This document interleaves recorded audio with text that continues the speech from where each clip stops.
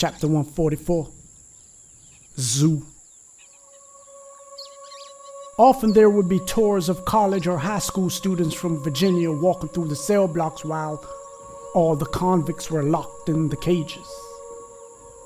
It was like a visit to the zoo, and we were the animals. When they walked through looking at us in the cells, they expected some type of response. They expected some type of stupidity. Someone to scream and yell like a research monkey in a cage. Someone to humiliate themselves. Someone to look depressed and sad and maybe even cry for their amusement. It was a voyeurism spectacle with them observing us in our worst conditions. I used to lay on my bunk and cover myself with blankets to avoid being the spectacle. They would stop at my cell and stare, then continue walking when they didn't get any response. I wouldn't get up until after they were long gone.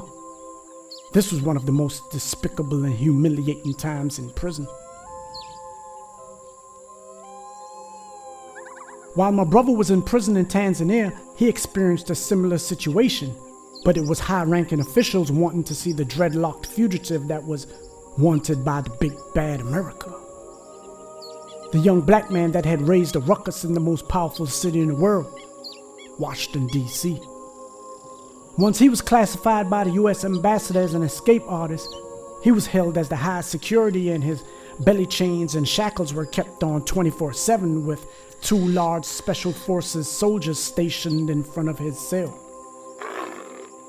He was held in a cell next to 2 warlords who were going to trial in the ICC in The Hague, Netherlands, and the International Criminal Tribunal established by United Nations Security Council in Arusha. One of them was being charged with 7,000 murders and another with 12,000, all stemming from the genocide in Rwanda. They weren't responsible for ordering the murders. These were murders they were hands-on in or participated in. He wondered, were they responsible for some of our family member killings? The country's vice president, Omar Ali Juma, once toured the section of the prison to view him in the cage with an entourage. They stopped in front of his cell and he did the same thing I did, curled up in the corner and acted as if he was asleep, but he didn't have any blankets to cover himself with. Whenever he would go to court, it would be a convoy of military officials with snipers lining the parking lot as he stepped out of the van and into the courtroom. FBI agents, Tanzanian detectives, and Interpol criminal police all sat in the courtroom. Once he was ordered extradited, cops on motorcycles led the convoy to the Kilimanjaro airport, followed by 10 Russian-made Ural military jeeps with soldiers hanging out the sides with Kalashnikov rifles and RPGs at the ready.